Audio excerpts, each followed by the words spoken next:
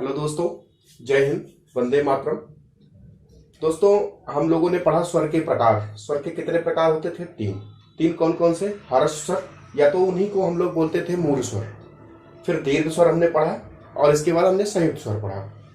तो हर्ष स्वर में हमने क्या पढ़ा था? हर्ष स्वर कितने होते हैं? हर्ष स्वर चार होते हैं, यानी मूल स्वर जो होते हैं वो 4 होते हैं। दीर्घ स्वर 3 होते हैं और इसके बाद हमने संयुक्त स्वर के विषय में पढ़ा तो 4 होते हैं। कौन कौन से? ए, ऐ, ओ, औ। कल हमने पढ़ा था वो कैसे बनते हैं, किन किन वर्णों के योग से बनते हैं। ठीक है, उसमें होता है कि 2 असमान स्वर, जो दो असमान मूल स्वर जो जब आपस में मिलते हैं तो वो संयुक्त स्वर का निर्माण होता है। तो अब उसी आगे क्रम में आगे चलते हुए हम लोग क्या पढ़ेंगे आज? व्यंजन वर्ण। व्यंजन पढ़ते हैं, व्यंजन क्या होता है। तो आइए देखते हैं। सबसे पहले व्यंजन की परिभाषा देखते हैं कि व्यंजन वर्ण की परिभाषा क्या है। व्यंजन वे ध्वनियां हैं, इसमें लिखा गया है, देखिए, व्यंजन वे ध्वनियां हैं जिसका उच्चारण स्वर की सहायता के बिना नहीं हो सकता है। यानी व्यंजन का जब भी उच्चारण होगा तो स्वर उसमें मिला हुआ होगा। तो इसमें यही लिखा गया है कि व्यंजन वे ध्वनियां हैं जिसका उच्चारण स्वर की सहायता के बिना नहीं हो सकता। आपकी समझने के लिए आगे और बताया गया है, यानी व्यंजन वर्ण स्वर की सहायता से बोले जाते हैं। यानी हमेशा हर व्यंजन में एक स्वर मिला हुआ होता है। और वो कौन सा स्वर? कल आपको बताया गया था ना, अ, हर्ष स्वर अ, यानी मूल स्वरों में जो मूल स्वर होते हैं उसको मिलाकर के उसको क्या बोलते हैं? हर्ष आ को क्या बोलते हैं? इसी को मध्य स्वर या केंद्र स्वर बोलते हैं। यह सबके साथ मिलने के कारण ही इसको केंद्र स्वर बोला जाता है। ठीक है, चलिए। और शुद्ध व्यंजन के नीचे, ये तो पहले भी आपको बताया जा चुका है कि शुद्ध व्यंजन के नीचे जो है हलंत लगे हुए होते हैं और जब व्यंजन में अ जुड़ जाता है तो वो व्यंजन अकारांत कहे जाते हैं, यानी पूर्ण व्यंजन कहे जाते हैं। ठीक है, जैसे क। देखिए यहां पर उदाहरण प्रस्तुत किया गया, आप लोगों को दिखाया गया है कि क प्लस अ इज इक्वल टू, ये पूर्ण व्यंजन है, ये शुद्ध व्यंजन है, ये केंद्र स्वर है। ठीक है, ये चीजें आप जान गए। ये तो हो गई व्यंजन वर्ण की परिभाषा। अब व्यंजन वर्ण कौन कौन से होते हैं आज चार्ट देख लीजिए, कल इसके विषय में विस्तृत चर्चा करेंगे। ठीक है, आइए व्यंजन वर्ण कौन कौन से हैं। चलिए, व्यंजन वर्ण को अगर आप चार्ट में प्रस्तुत करते हैं तो देखिए कैसे करते हैं हम लोग। सबसे पहले तो व्यंजन के हमने आपको पहले भी बताया है कि व्यंजन कितने मूल व्यंजन कितने हैं। आपको मूल व्यंजन के विषय में बताया गया कितने हैं? 33। ठीक है, और मूल व्यंजन 33 है। अब 33 में से कौन कौन से हैं? इसको अगर आप 1 करते हैं, ये 2 करते हैं, ये 3 करते हैं। ठीक है, तो 1 में या तो इसको वर्गीय कहेंगे या स्पर्शी कहेंगे। वर्गीय या स्पर्शी व्यंजन कितने होते हैं? 25। कितने होते हैं? 25। आप लोग थोड़ा सा इसको लिखते जाइएगा, नोट्स बनाते हुए आप लोग अपना थोड़ा सा देखिएगा इसको। ठीक है, 25 कैसे है? ये इन वर्गों में बटा हुआ है, क वर्ग, च वर्ग, ट वर्ग, त वर्ग, प वर्ग। ये 5 वर्ग हैं और हर वर्ग में 5 अक्षर होते हैं। तो 5 multiplied by 5 is equal to 25। मतलब 5 से 5 में गुणा करने पर 25 आता है। ठीक है, ये देख लीजिए। तो क वर्ग में च वर्ग, ट वर्ग, त वर्ग, प वर्ग, ये 5 है। ये 25 जो है स्पर्शी या वर्गीय व्यंजन कहलाते हैं। ठीक है, आगे चलते हैं। 33 टू 25 तो हो गया, ये अंतस्थ व्यंजन इसके बाद आते हैं। अंतस्थ व्यंजन 4 होते हैं। ठीक है, कौन कौन से? य, र, ल, व। ये तो लिखने के लिए आपको दिखाया गया है कि व्यंजन वर्ण कौन कौन से हैं। तो ये देखिए और समझिए इसके विषय में। तो ये 4 ये हो गए। ठीक है, तो 25 4 29। अब फिर चलिए ऊष्म व्यंजन। अच्छा, आप लोगों से कल मैंने आपको बताया था एक चीज कि ये अंतस्थ व्यंजन अंतस्थ क्यों बोला जाता है। कभी आप लोगों ने ध्यान दिया? अंतस्थ है, तो आइए बताते हैं आपको।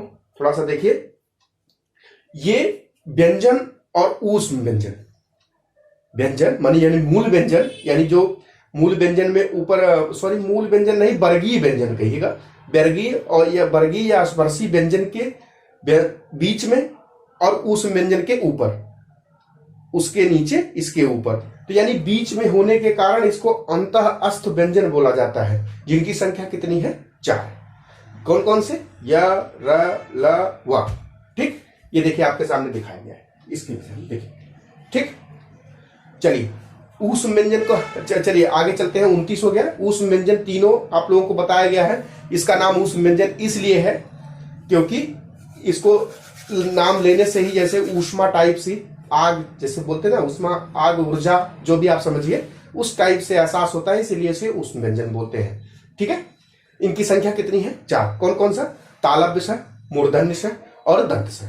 ठीक है, और हाँ ये इतना हो गया।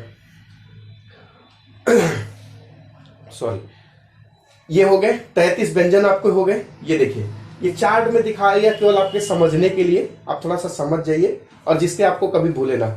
चलिए आगे चलते हैं। ये देखिए 3 इधर हो गया, ये चौथा पकड़ लीजिए। ठीक है, उच्छिप्त व्यंजन कितने हैं? 2। इनकी संख्या कितनी है? 2। कौन कौन से? ड और ढ। अगर आपसे हम यही पूछ ले कि इसका दूसरा नाम क्या है, तो मुझे पता है आप लोग पिछला वीडियो जरूर देखे हैं, इसलिए आपको याद होगा।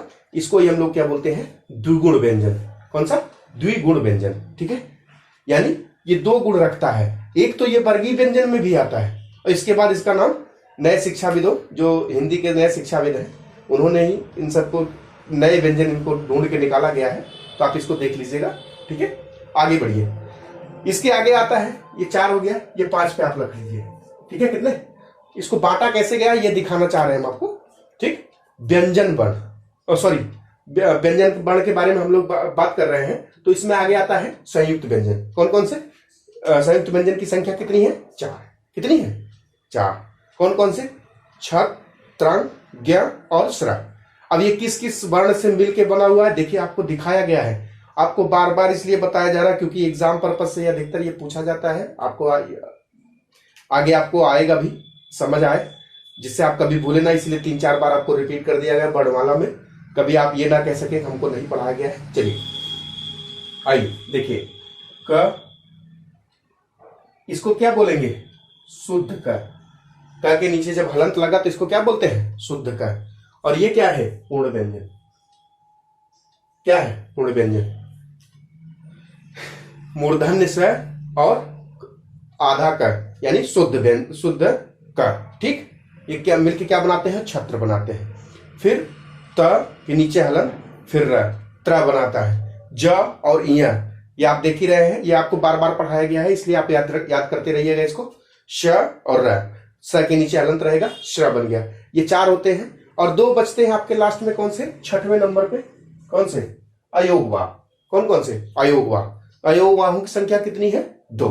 अंग और वह। देखिए थोड़ा ध्यान दीजिएगा, यही एक चीज पूछी जाती है, इसको क्या बोलते हैं? इसको क्या बोलते हैं? इसको क्या बोलते हैं?